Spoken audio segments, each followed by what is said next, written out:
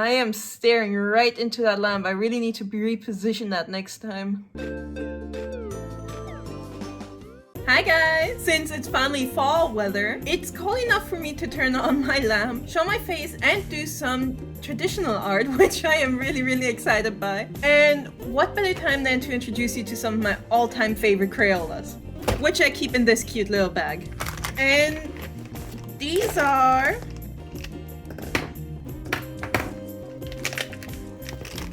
And these are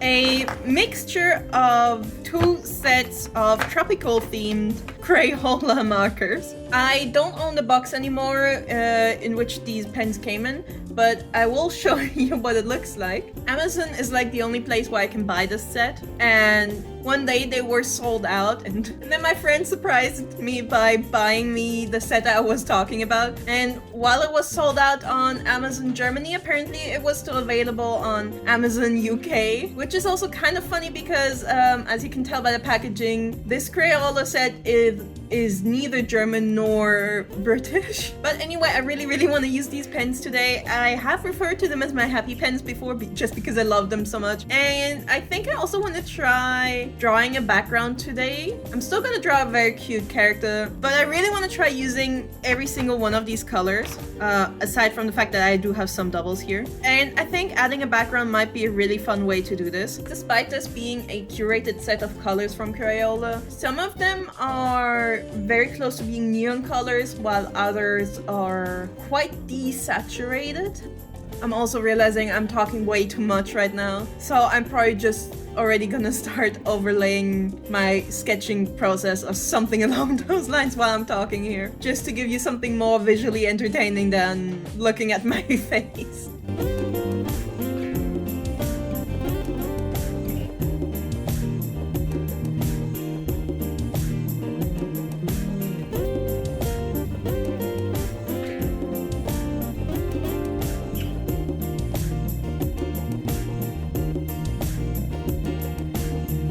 Alright, so I think this will have to do for the sketch. So now it's time for the line art, and this is probably also going to take me quite a while. I know the perspective on the background is kind of a mess, but that's because I never draw backgrounds and I'm really bad at it. To make it easier for me though, I put a photo of my character sketch into Photoshop and did a very crude little edit where I placed her in front of my photo reference for the background, just so I kind of get a better understanding of the scale and perspective of things. Basically just to make it a little easier for me, and that was very helpful. It's not a one-on-one to the photo reference that I have, because I adjusted some of the walls just to fit nicer into the framing of my piece of paper here.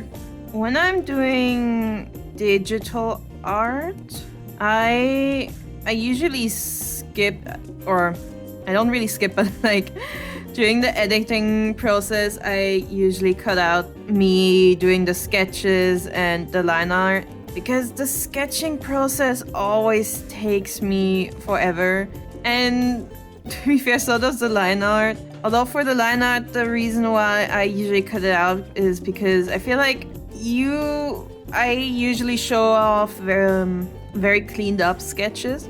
And in the cleaned up sketch, you already see the picture that I'm drawing. So I feel like watching me do the line art, it's just probably kind of boring having to watch me draw the same thing twice, essentially. But overall, when I'm doing traditional art, everything is so much faster because there is like a finite amount of, I guess you could say, editing that I can do. Like, yeah, I can erase my pencil lines, but again, there's only so many times I can erase before it gets imprinted or messes up the paper. But when I'm doing digital art, there is no limit to how much I want to edit my pictures. And then I just end up spending a lot more time on the sketch, or even worse, on the line art. Because for the line art, when I'm doing traditional art, there is only one chance, basically. Like, if I mess up my line, that's pretty much it. I can't erase my fine liner. And Yeah, in theory I can. In theory I can kind of cover up my messed up line art with like white paint of some sort, but I haven't yet found a medium of color that then layers on top of the white well in a way that's not noticeable.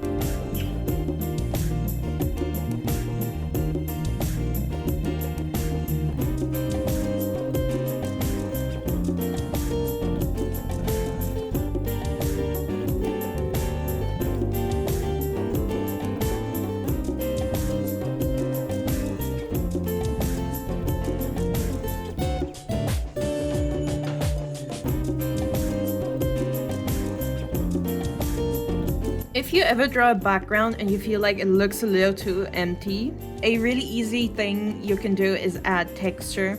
So for example, the floor here I imagine to be smooth concrete, and that's why I add the little lines. It adds a little bit of texture, but because they're straight lines, it makes it look a little more smooth. While here on the walls, well, I still think there's some sort of concrete. Plus, I want the walls to be painted. And unless you're using an airbrush, I guess, paint always leaves extra texture. Paint always leaves kind of like a small spotty texture, so that's why I'm adding these little dots everywhere. Also, using two different textures between the wall and the floor, it adds more variety to the picture. Alright, it's been a few hours since I sat down and started filming this video. I think I am done with the line art now, but I'm also starving and I think it's time for me to get some dinner. 2 moments later. Okay, I took a little break and now I'm back and ready to start coloring. I have a lot of beautiful colors to choose from, but I'm probably gonna start with this gray for the asphalt on the street, just because that seems like the easiest, most obvious choice. All of these colors also have some really cute names. Like this gray, for example, is called Dolphin Gray. And then you have a few other ones that are like named after flowers or just anything that kind of fits the tropical theme. And then of course there's also some that are a little just kind of random seeming, like infrared.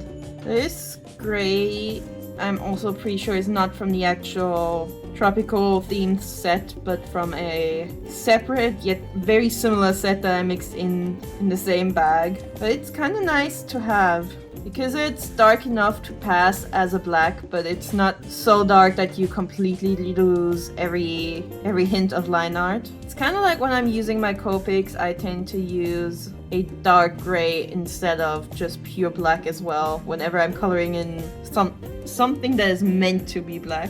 Depending on how I use the other colors, I might also end up using this gray again to cover in the windows.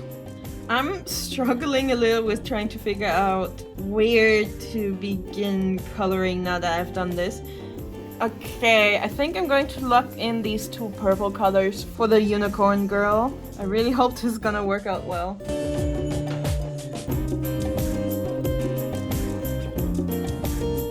This is such a pretty purple. I love this color so much. I did not really think this through, and I really hope my unicorn girl is not gonna end up giving Twilight Sparkle, because right now this is quite a similar color scheme. This purple is also so pretty, and both of them go together really, really well, I think. But there's still the question of what colors I'm now gonna use for her outfit. Probably gonna use this bright pink, this one over here. And I feel like a blue would be a good choice, but I'm kind of thinking that I might have to use the light blue to color in the flooring here. So I don't yet want to use it on her outfit, except for maybe smaller details. Or maybe instead of the light blue, I could use this dark turquoise for the floor. But I think I'm just gonna stick to this bright pink and the dark blue for the unicorn girl, and then wait with the rest of her colors until later. Trying to color in some really small corners with this really white tip is not that easy. A lot of the time I also can't really see where I'm drawing my line until it's too late.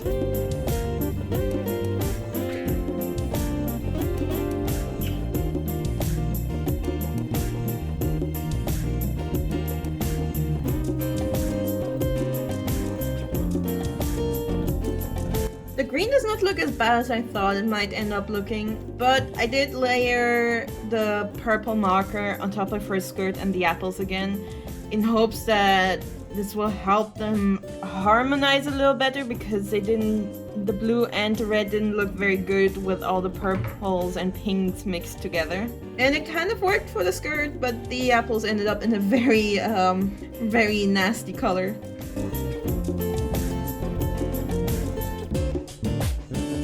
I've been praising these pens a lot, but I gotta complain about this because I don't understand how this color is supposed to be a parrot pink. This is like a dark wine red.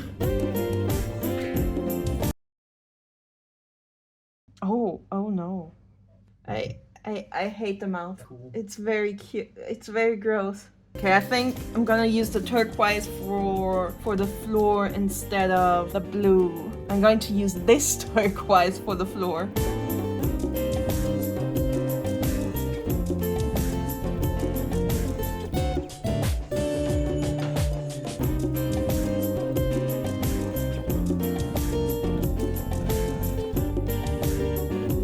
I am not proud of the color combos I chose here, but at this point it's too late to stop. We're gonna have neon green checkered with snot green. The only color I haven't used yet is the lighter blue. I feel like at this point it doesn't really matter where I put it. Everything looks kind of awful, and I am quite sad about it, but at least I still have the black and white line art version that I can always look back on.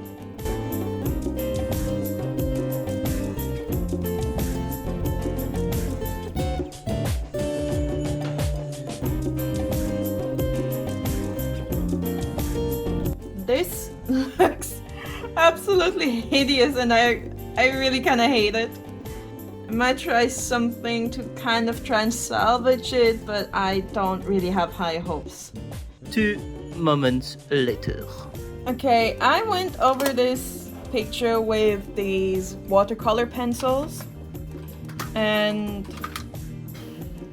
it did help, but it didn't really fix it. It does look much better though. I used the pencils to add some color gradients. They're very subtle though, and then some shading. I also used the white gel pen to just add a little more highlights here and there. This is the reason why I usually don't use more than 3 colors when I'm doing traditional art. Well, I guess let me know what you think. Okay, so that's it. That's my picture. For once, I've actually done an illustration with a background. I've been doing a lot of digital art throughout summer this year because I struggle a lot with heat, and when I do traditional art I kind of have to turn on 2 of these big photo studio lights because the lighting in my apartment is really bad. But actually what I wanted to say is first of all, thank you so much for watching this video, and if you found my channel during my digital art season, I still hope you're gonna be around for my more traditional art season that's coming now. But also I am still going to be doing digital art.